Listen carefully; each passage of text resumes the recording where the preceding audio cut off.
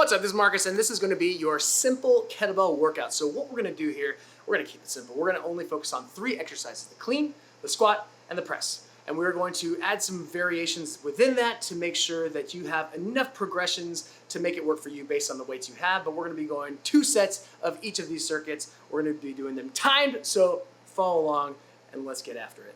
All right, so we're going to be starting with the dead start clean. We're going to go for 30 seconds. We're going to shake it off, then we'll do the other side, and then we're going to go into a squat variation and then a push press. So dead start cleans and go. All right, so with the dead start clean, I want to make sure that bell is coming right in between my feet. Shoulders are above the hips, so I'm not letting my hips come up first. I'm pulling explosively as I would if I was using a bar, using a dumbbell. This is not a curl. I want to coordinate that rotation of the bell around the forearm. But I'm driving through the ground and then finishing with the upper body pull. So this is the simplest variation of this circuit. All right, 30 seconds. We're going to shake it out just about 15 seconds, and then we'll go to the other side. So I'll give you a nice profile. So you can see shoulders are above hips from the start. I was supposed to talk this direction, and I literally already didn't do that. Shoulders above hips the entire time. I don't want to bring my hips up first. I'm pulling explosively. And making sure that bell is not landing hard. The bell is rotating around the forearm with a nice loose grip. Keeping enough tension through the core. Whew. I like that one because not only are we getting shoulders, upper back, we're getting some quads, we're getting some glutes, we're definitely getting basically our entire torso. So fantastic full body exercise. All right, next up, we're going to do a goblet squat. So we'll hold the bell upside down, but you can hold it upside down. You can hold it by the horns. It's whatever feels comfortable for you. So this is by the horns. Notice how I'm holding that bell tight, pulling my shoulders back. And I'm making sure that I don't round into the pressure. And I like this because now, again, not only are we getting lower body, we're getting core as I have to hold this bell in place. My back is engaged, my shoulders, my arms are engaged. Making sure that I'm breathing out at the point of exertion, which is as I stand up. So that was squats. Next, we're going to do push press. So we're going to stick to one side. I'm going to use a little bit of a dip, and I'm going to push that bell overhead. So it's not going to be full upper body, only shoulders. We're going to get a little bit of quads in there as well. So I'm going to rack that bell up, and I'm going to go. So making sure in that rack position, I want to try to stay as vertical as possible. Slight internal rotation is okay. I just definitely don't want to come out. Now, if I don't have the requisite mobility for this, if I can't get overhead without a lot of lean back, then I'm just going to focus on bumps. I'm going to go as high as I feel comfortable and then come right back down. Otherwise, I'm going push press, baby, and shake it off. So we're going to do the other side, same idea. Notice how I'm starting with a slight dip and I'm driving my arm up. So I'm not squatting and pressing. It's just a slight dip and then boom, shoot it off my shoulder. All right, ready? And go. So notice my wrist here. I'm making sure that I'm not getting into wrist extension. I want to stay as neutral or even slightly flexed as possible. So a slight dip and then explode. So I want to have my chin just slightly elevated, not too much. I just don't want to be looking down as I'm pressing. Put a lot of pressure on your lower back, on your neck, on your lower neck too. And time. All right. So that was set 1. We're going to do that again, and then we will switch it up. So I'll show you how we can intensify this by changing up the variations, changing up the exercises. You can absolutely go far more complicated by incorporating rotation, stagger position. There's so many fun things that you can do. That's what I love about the kettlebells. There's so much that you can just incorporate into your training and then progress with. So you're not just doing new things just for the sake of it. You're actually trying to get stronger in these different planes. All right. Let's do it one more time. So same thing, dead start clean. I'm driving from the ground, exploding up, and notice how I'm doing this nice little rotation through my shoulder. So I'm letting the elbow come up and back and then coming around. So I don't want to come up and I don't want to let that arm come forward, otherwise it'll slam. All right. So nice straight wrist. So I don't want to flex excessively on that first pull. I want to make sure that I keep everything nice and neutral. Oh, I don't care if you're using an 8-pound bell, a 106-pound bell, a 200-pound bell. I want to make sure that landing is nice. I don't want any kind of slam. And I can speed it up. Woo. I can slow it down. I can increase the weight. I can make this more strength hypertrophy focused. In this case, we're making it a little bit more conditioning focused, and we're doing short rest periods, a little bit longer work sets. 30 seconds is a long time. Even with something, especially with something ballistic, you can get anywhere from 10 to 20 reps in that set. So this is where I want you to be able to kind of figure out what it is your program would be looking for, what you're looking for in your program to dictate how many sets you're going to need, how many reps you want to use. So again, just nice ballistic, unilateral, just means doing one side at a time.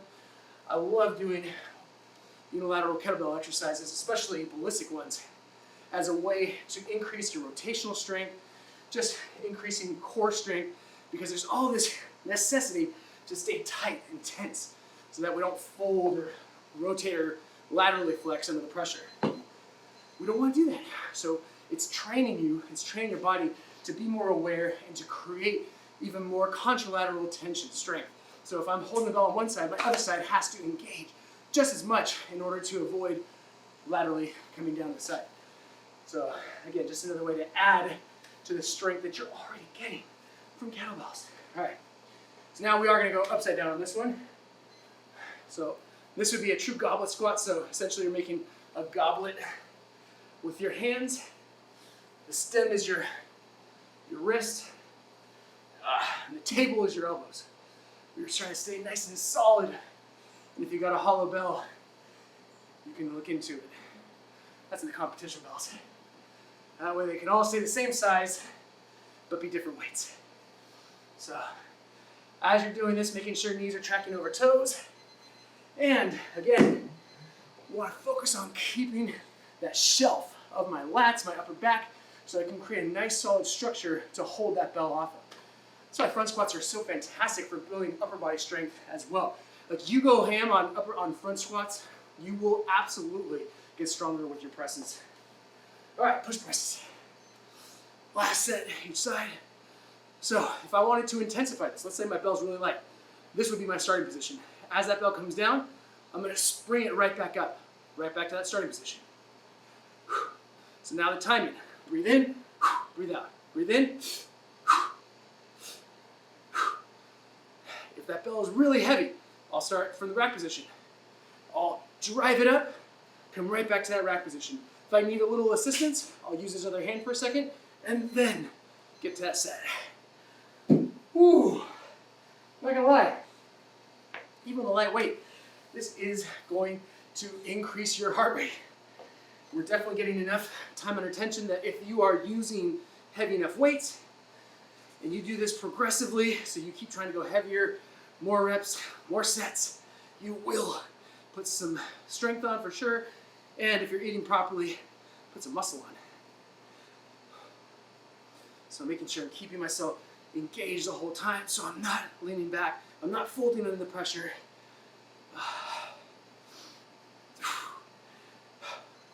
And down. All right. Oh. All right. Okay. This is what I love about the kettlebell. Not only the fact that you can do, single-sided stuff, you can get creative with it. You can take one bell and you can challenge yourself in a multitude of movement patterns and positions and planes and all that. So you can challenge yourself so much. And you can get a full body workout with just a couple bells. Ignore the bunch of bells behind me. If you only have one bell, you can still do a fantastic workout. All right, so now what we're gonna do is we're going to switch things up a little bit. We're gonna combine a few things. So on this next set, I'm going to do a hang clean. So I'm gonna go with a slight hinge, and then I'm gonna go into that top position and immediately go into a front squat. hang clean into a squat, okay? All right, we're gonna do the same time period, 30 seconds. So I'm gonna start from that hang position and hang clean, right into a squat. Right back down to that start position. Hang clean, squat. So if your timing is awesome, you're a pro, then you're gonna go right into that squat immediately. If the timing's not so great, maybe you have to practice this, do the clean, then do the squat. So now we're getting some pull, some push, some squat, all in the same set. And time. Not to mention we're building our grip strength, not to mention we're building our core strength, not to mention we're working on timing. So just again, a fantastic exercise or combination of exercises to get more bang for your buck. All right, other side. So with the hang clean, all we're doing is we're shortening the range of motion. So we're making it a little bit easier, but at the same time, we're intensifying this weight because we don't have as much range of motion to pull from. We don't have as much distance to pull from. Now we have to engage with our upper body. Our shoulders pull a little bit harder than we would if we were going from the ground.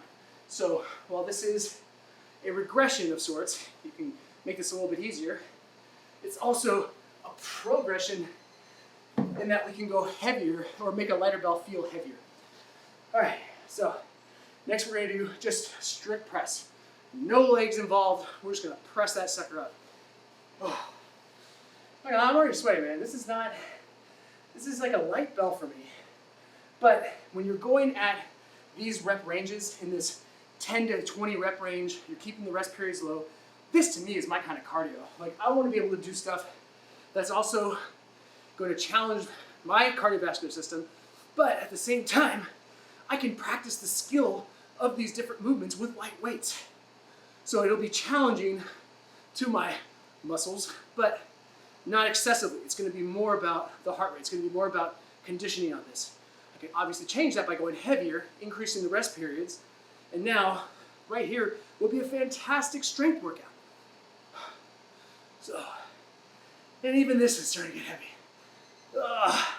And down. So right now, the rep ranges that we're working with, we're doing the 30 seconds. So if it's a slow exercise, a grind exercise, it's about 6 to 10 reps. If it's a ballistic exercise, it'll be more in the 10 to 20 rep range.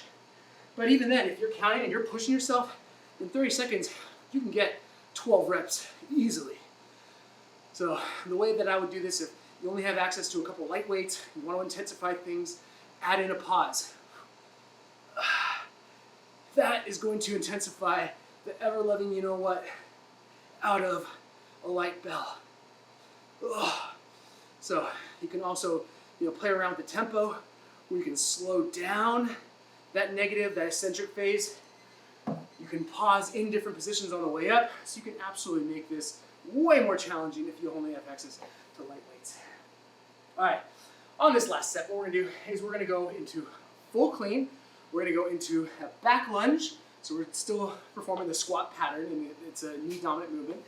And then as we get to that bottom position, we're gonna do a half kneeling press. So this is gonna be the most difficult variation.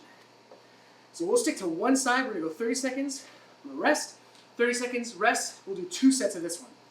All right, ready. So I'm gonna clean it. I'm gonna lunge back, opposite leg, and then on the bottom position, like I said I was gonna do, I'm gonna press, and then I'm gonna come back up. I'm gonna clean, I'm gonna lunge, I'm gonna press.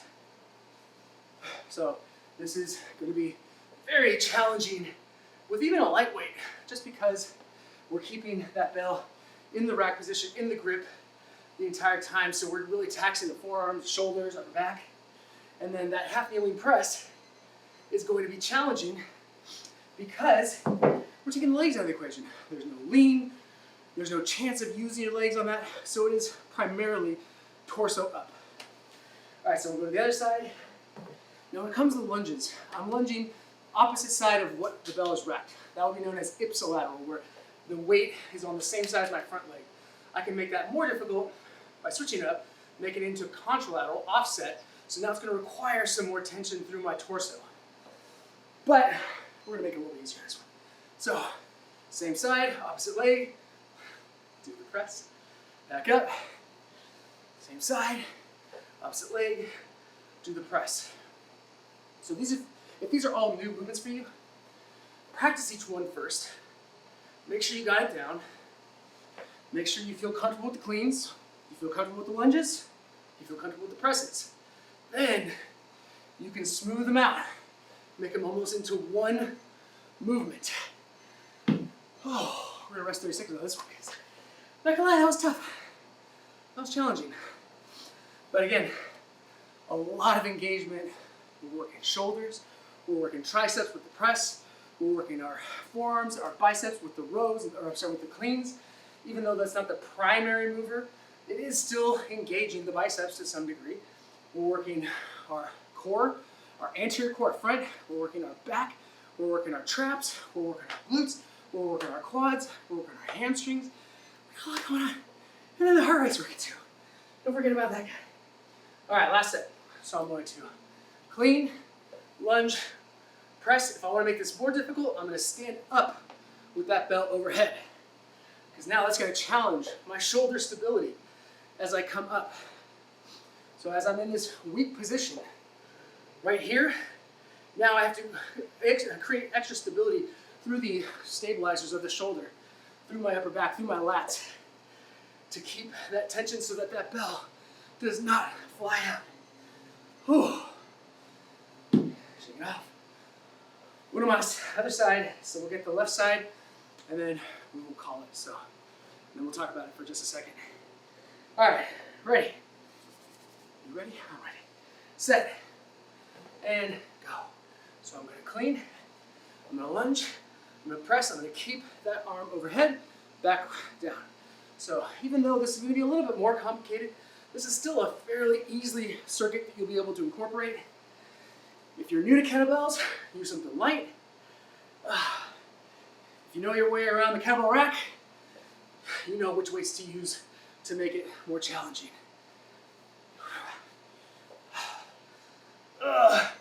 And time. Woo.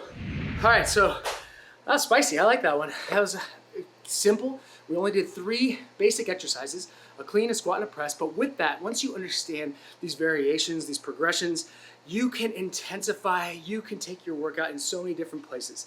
So I wouldn't cut the rest periods any lower than what we did. Already they were pretty much non-existent. So if you want to make this more of a strength hypertrophy program or hypertrophy workout, go heavier with the weight, increase the rest period, just pause, and then we can go right back into it. So that way you can make it work for you. That's what I love about kettlebells. There's so many different avenues you can take with this. You can make it more conditioning, you can make it more of a strength-based workout, whatever. But if you like this, let us know. Let us know what you liked about it. And then if you'd like to learn more about kettlebells and how to incorporate them for yourself, with your clients, understanding the technique, the why, check out Living.Fit. Check out our fundamentals course. Got a lot of good stuff in there.